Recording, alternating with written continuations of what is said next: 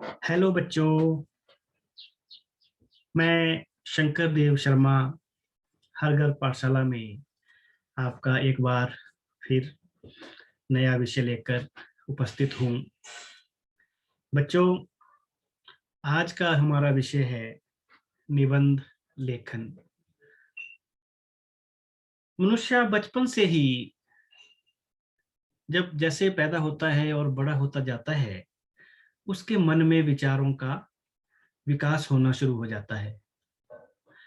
और जैसे जैसे वो बड़ा होता है, वो अपने भावों को, अपने मन के विचारों को दूसरों के सामने प्रकट करने की इच्छा भी रखता है और करता भी है। जैसे वो परिपक्व होता है तो उसके जो विचार है, उसके जो भाव है, वो इस प्रकार से दूसरों के सामने रखे ताकि जो पाठक है या जो सुनने वाला है उसको वो अच्छे लगे, ग्राह्य लगे और उसमें आनंद की अनुभूति उसे हो। तो इसी कला को, विचारों और भावों को व्यवस्थित रूप से बांधना, उसको मतलब एक स्पष्ट रूप से जो है किसी लड़ी में परोना, वही हमारे निबंध लेखन की कला आती है, कला में आता है। बच्चों, ये जो निबंध है,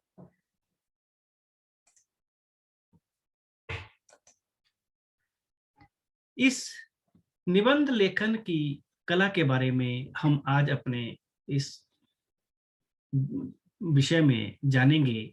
निबंध होता क्या है, निबंध के मुख्य कौन कौन से अंग हैं, पाठ्यक्रम में निबंध लेखन क्यों जोड़ा गया है, क्यों आवश्यक है, निबंध कितनी प्रकार के होते हैं और उन्हें लिखते समय किन भागों में वर्गीकृत किया जाना उचित है, जिससे कि उनमें लिखने में आसानी हो और पाठक को समझने में आसानी हो।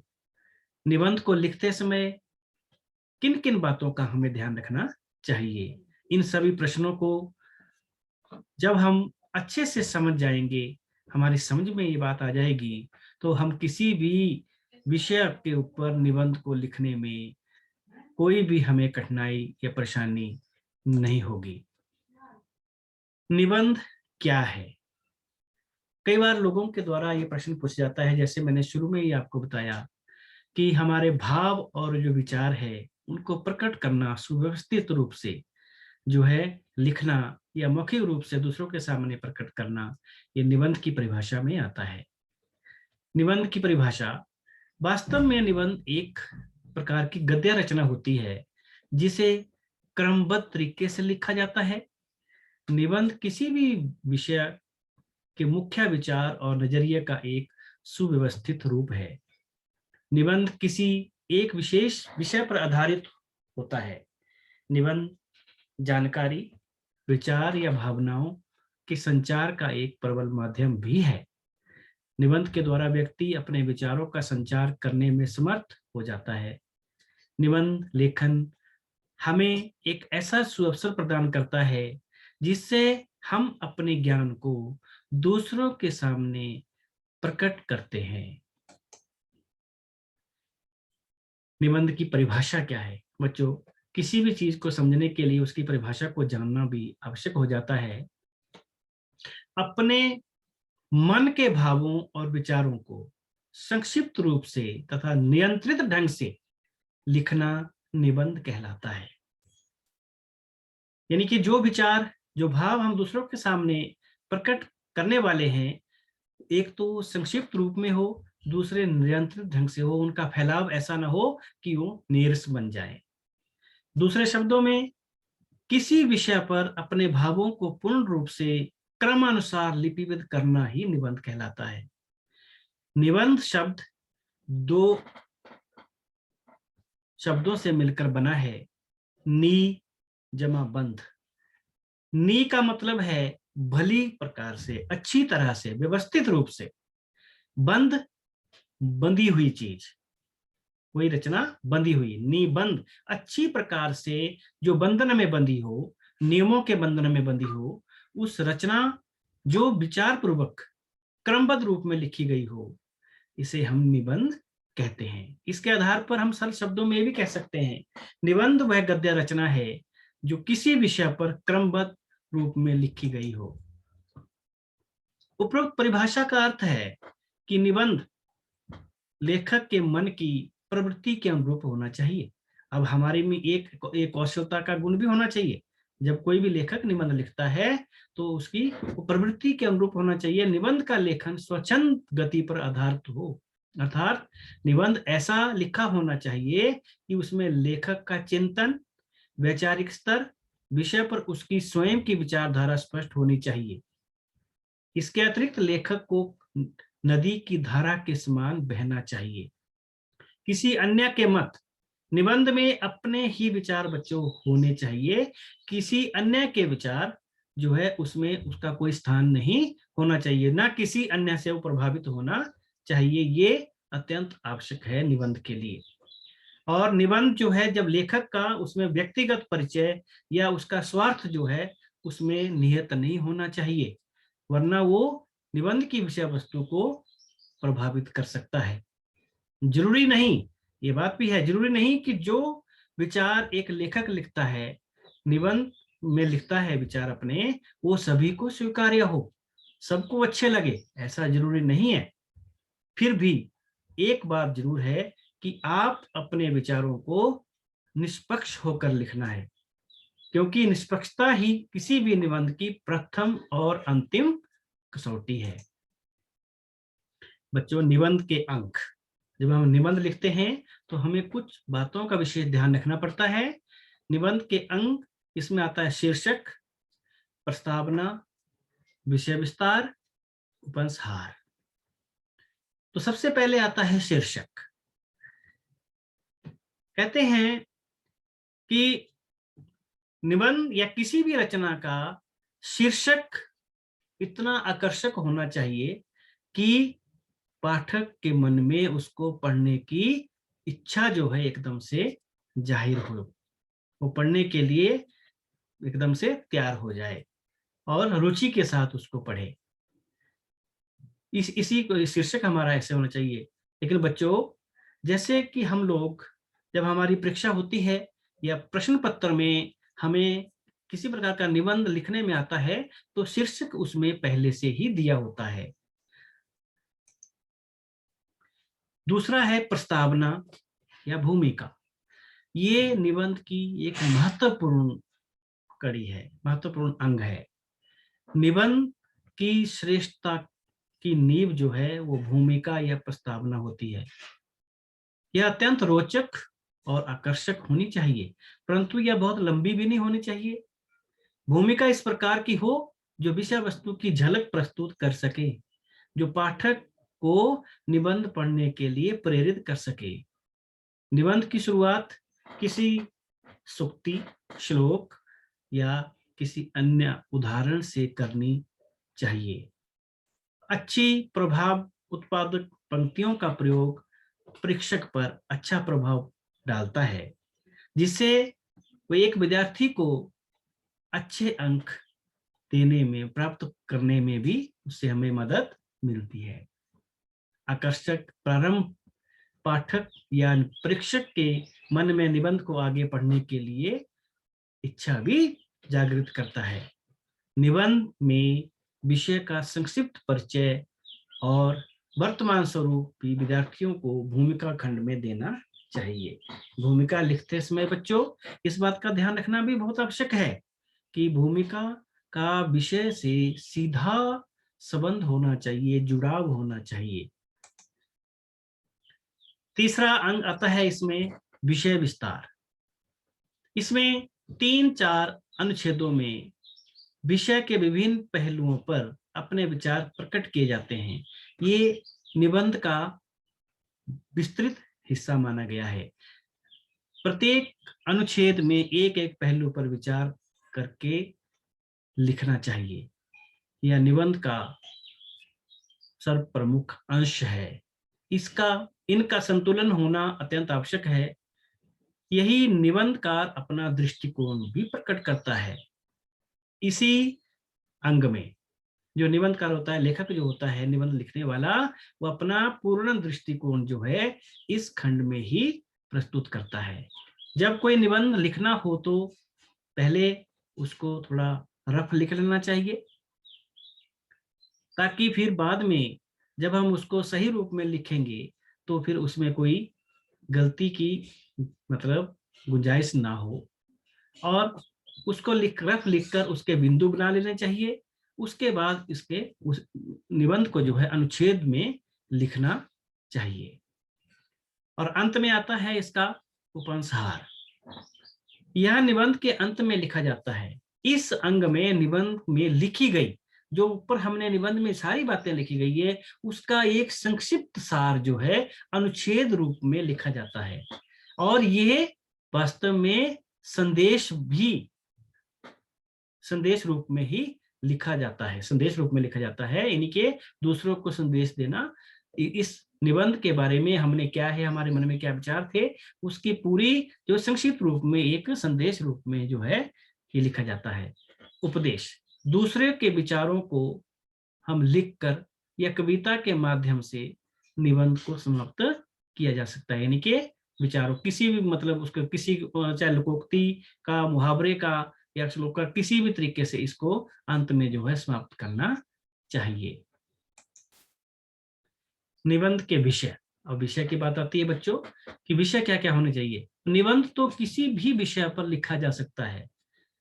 कोई भी हमारी प्रकृति में, हमारे इस ब्रह्मांड में बहुत से विषय हमारे सामने होते हैं, तो हमें निबंध के बारे में इतना परिपक्व होना चाहिए कि कोई भी विषय अगर हमें मिलता है तो उस पर हम निबंध अच्छे तरीके से अपने भावों को व्यवस्थित रूप में लिखने के लिए तत्पर हों, काबिल हों। साधारण रूप से निबंध के विषय परिचित विषय ही होते हैं, यानी जिनके बारे में हमने पहले सुना होता है, देखा होता है और हम पढ़ते भी रहते हैं। जैसे धार्मिक त्योहार, राष्ट्रीय त्योहार, विभिन्न प्रकार की समस्याएं, मौसम आदि आदि। जीवन के सभी क्षेत्रों में सफल विचार विमर्श के लिए हमें श्रेष्ठ निबंध लेखन की आवश्यकता होती है। बच्चों, निबंध किसी भी विषय पर लिखा जा सकता है। आज सामाजिक, आर्थिक, राजनीतिक और वैज्ञानिक विषयों पर निबंध लिखे जा रहे हैं। संसार का हर विषय, हर वस्तु, व्यक्ति एक निबंध का केंद्र हो सकता है।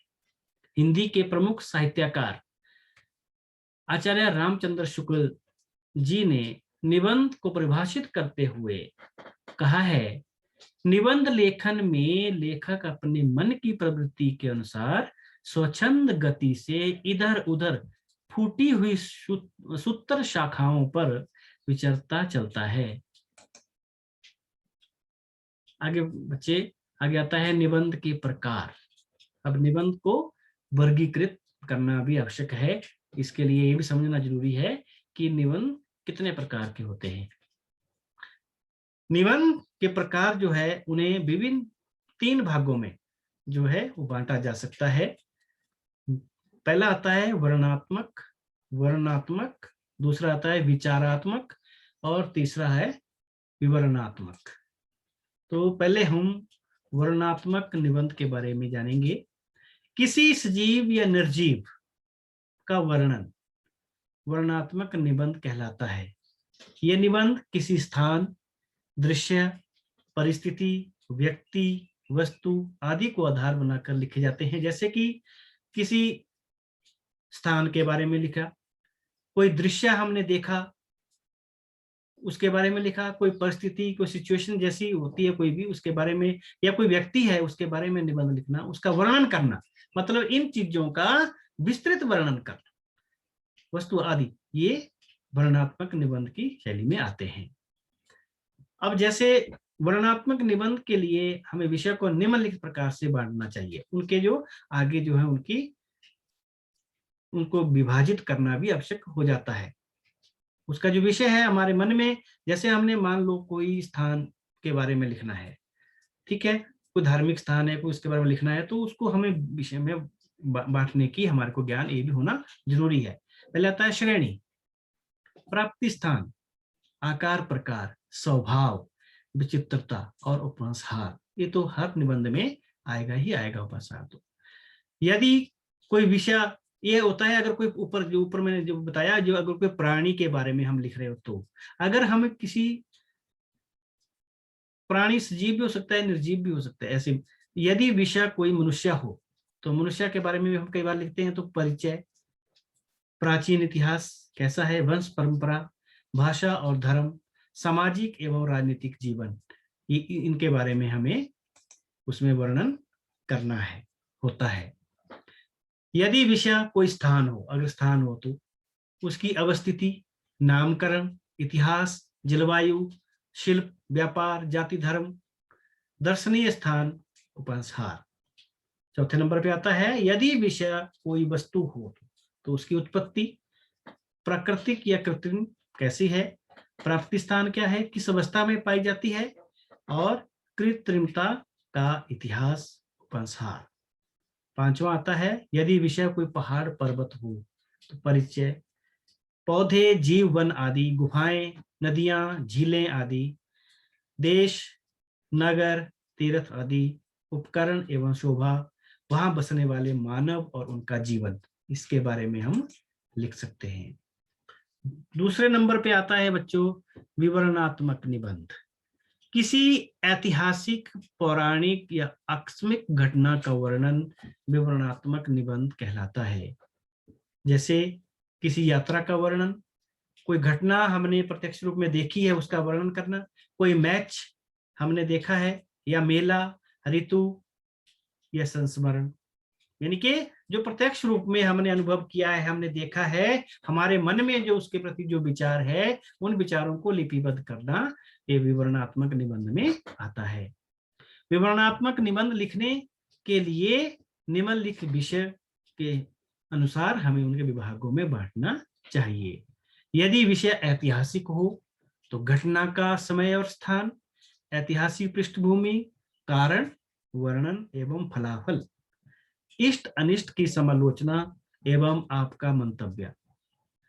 यदि विषय जीवन चरित्र हो तो परिचय, जन्म, वंश, माता पिता, बचपन, विद्या, कार्यकाल, यश, पेशा आदि, देश के लिए योगदान, गुण दोष, मृत्यु, उपसंहार, भावी पीढ़ी के लिए उनका आदर्श, इन चीजों का वर्णन होना आवश्यक होता है बच्चों। अगला है तीसरा नंबर, यदि विषय भ्रमण वृत्तांत हो, जैसे यात्रा वृत्तांत भी होते हैं, इसको संस्मरण भी बोलते हैं बच्चों, तो इसमें क्या है, परिचय, उद्देश्य, समय, आरंभ, यात्रा का विवरण, हानि लाभ, सामाजिक, राजनीतिक, आर्थिक, व्यापारिक एवं कला संस्कृति का विवरण, समालोचना एवं उपसंहार। यदि विषय हमारा आकस्मिक घटना हो, इसमें परिचय, तारीख, स्थान एवं कारण, जैसे मैच वगैरह होते हैं उससे संबंधित है ये, विवरण एवं अंत, फलाफल, उसका परिणाम क्या निकला, समालोचना, व्यक्ति एवं समाज आदि पर कैसा प्रभाव उसका पड़ा। तीसरा निबंध का तीसरा प्रकार है विचारात्मक निबंध। बच्चों ये इस निबंध, विचारात्मक निबंध लिखने के लिए आदमी, लेखक का परिपक्व होना बहुत जरूरी है, क्योंकि किसी गुण, दोष, धर्म या फलाफल का वर्णन विचारात्मक निबंध में आता है। इस निबंध में किसी देखी या सुनी हुई बात का वर्णन नहीं होता, इसमें केवल लेखक की कल्पना, उसके अंतर्मन के विचार, उसकी चिंतन शक्ति से काम लिया जाता है, यानी कि अपने अंदर के भावों को। और विचारात्मक निबंध उक्त दोनों प्रकार से अधिक श्रम साध्य है, इसमें लेखक को अधिक मेहनत करने की आवश्यकता भी होती है, अतएव इसके लिए विशेष रूप से अभ्यास करना अति आवश्यक होता है, तभी ये निबंध जो है वो रुचिकर बन सकता है। विचारात्मक निबंध लिखने के लिए हमें निम्नलिखित बातों का ध्यान रखना अति आवश्यक होता है। अर्थ, परिभाषा, भूमिका, परिचय, सामाजिक या सार्वजनिक या सामाजिक, स्वाभाविक या अभ्यासलभ्य कारण, संचय, तुलना, गुण एवं दोष, हानि लाभ, दृष्टांत, प्रमाण आदि, उपसंहार। ये चीजें इसमें होना अति आवश्यक होता है। निबंध लेखन के बच्चों उद्देश्य एवं लाभ क्या है, यानी कि ये बहुत ही महत्वपूर्ण है जो एक विद्यार्थी के लिए। एक जो निबंध लिखने की इच्छा अपने मन में रखता है, उसको अपने में परिपक्वता लाने के लिए ये चीज हमें उद्देश्य और लाभ, इसके लाभ क्या है, पाठ्यक्रम में इसको शामिल क्यों किया गया है, क्यों समाहित किया गया है, ये भी इसमें आता है। जैसे विद्यार्थी अपने विचारों को एकत्रित करना सीखे, निबंध के द्वारा उसका पहला लाभ होगा, विद्यार्थी जो है अपने विचारों को एकत्रित करना सीखे, विचारों को संतुलित तरीके से व्यक्त कर पाए। संतुलित यानी कि बैलेंस हो, उसमें एक समानता रहे, समरूपता रहे, भाषा को उपयुक्त रूप से प्रयोग करना सीख पाए, यानी कि जो भाषा का प्रयोग है उसको वो सही ढंग से उसका प्रयोग कर सके। किसी भी विषय पर छात्रों के स्वयं के विचार हो, वो किसी की नकल की हुई या दूसरों की रचना को पढ़कर उसके लिखे, ऐसा नहीं, और स्वयं के विचार जो है लेकर एक बच्चे के पाठ मतलब जो है छात्र के होने चाहिए। उनका वैचारिक स्तर निश्चित हो सके, संवेदनात्मक वैचारिक स्तर पर वह परिपक्व हो, वे अपने विचारों को सकारात्मक दिशा दे पाए, यानी कि जो उसके मन के भाव है, विचार है, उसको वो सही दिशा में लेकर जाए, अपने विचारों को दृढ़ता से रखना सीख सके, आलोचनात्मक दृष्टिकोण विकसित हो सके, यानी कि दूसरों की रचना या दूसरों के बारे में वो आलोचना करने के लिए भी वो सक्षम हो, ऐसी निबंध होना चाहिए। रटंतु तोता ना बन विचारशील प्राणी बने, यानी कि रट्टा लगाने की प्रवृत्ति उसमें ना हो, वो अपने अंदर के भाव विचारों को स्वतंत्र रूप से जो है विचारशील बनकर जो है वो प्रस्तुत कर सके। तो बच्चों, ये हमारे निबंध का जो आज का हमारा विषय था यहीं पर समाप्त होता है, और अब इसके साथ ही अब हम अगले अंक में अगले विषय को लेकर आपके सामने प्रस्तुत होंगे। तब तक के लिए बच्चों धन्यवाद।